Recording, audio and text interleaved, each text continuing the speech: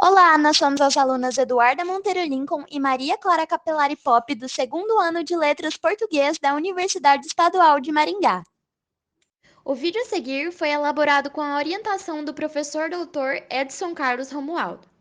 E nele apresentaremos a articulação dos sons vocálicos na poesia Relógio do Rosário, de Carlos Drummond de Andrade. Iniciaremos explicando sobre a articulação dos sons, com ênfase nos sons vocálicos. A articulação dos sons acontece no aparelho fonador humano, constituído dos órgãos da fala, que estão retratados na imagem a seguir. A articulação dos sons se dá pela passagem de ar pelos pulmões, traqueia e laringe. E é na laringe que se encontra a glote, onde estão localizadas as pregas vocais. A passagem livre da corrente de ar pela glote dá origem aos sons desvaziados, enquanto a passagem das correntes de ar pela glote fechada produzem vibração nas pregas vocais, dando origem aos sons vozeados. E todos os sons vocálicos da língua portuguesa são vozeados. Estes sons são classificados em 3 diferentes aspectos do corpo da língua, que se divide em 4 outros critérios. A vogal alta, como na realização de I em abacaxi e U em carandiru, a vogal média alta, como E em karatê e O em pô, a vogal média baixa, que são E de pé e O de pó, e a vogal baixa, cujo exemplo é A em pá.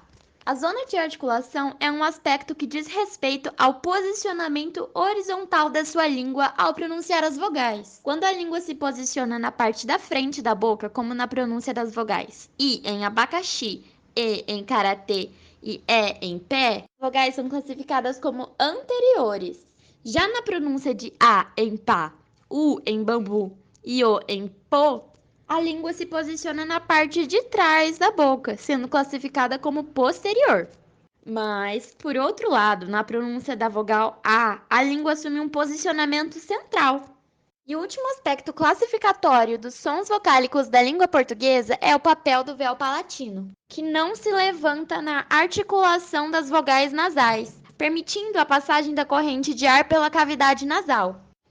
Já na articulação dos sons vocálicos orais, o véu palatino se levanta para impedir a passagem da corrente de ar pela cavidade nasal.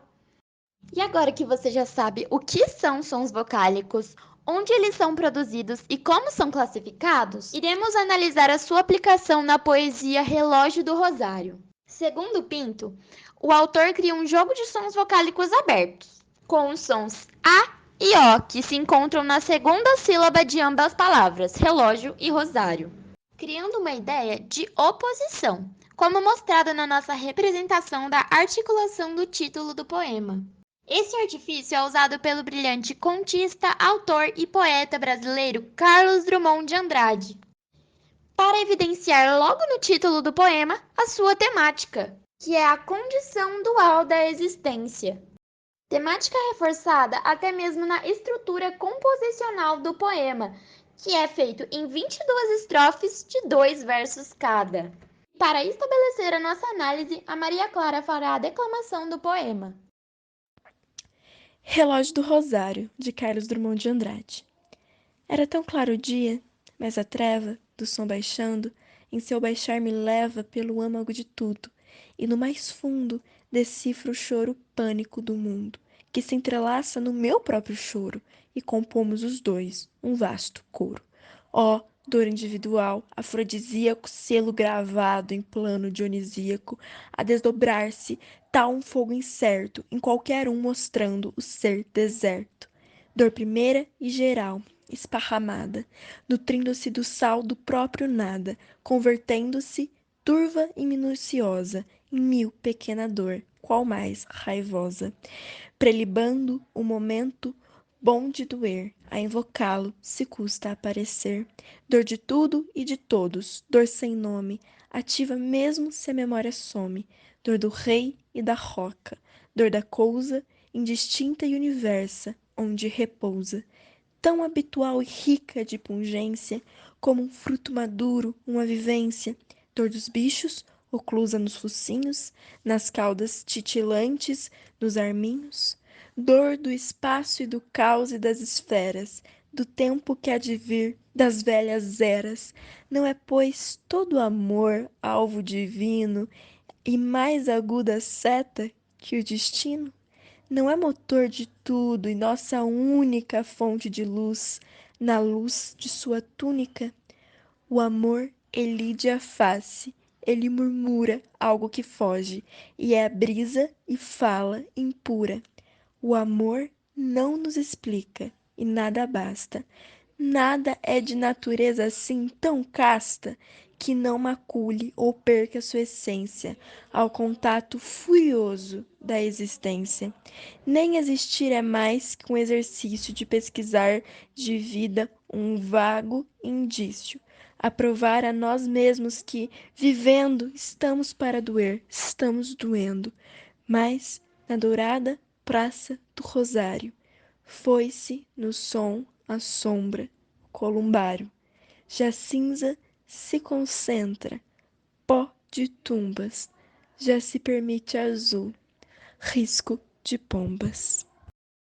Lembra do jogo de sons vocálicos presentes lá no título dessa poesia? Então, este jogo também se faz presente em palavras no poema, como memória e desdobrar-se, pois ambas vogais localizadas na primeira sílaba dessas duas palavras são anteriores, enquanto as vogais seguintes dessas palavras, o e o, são posteriores.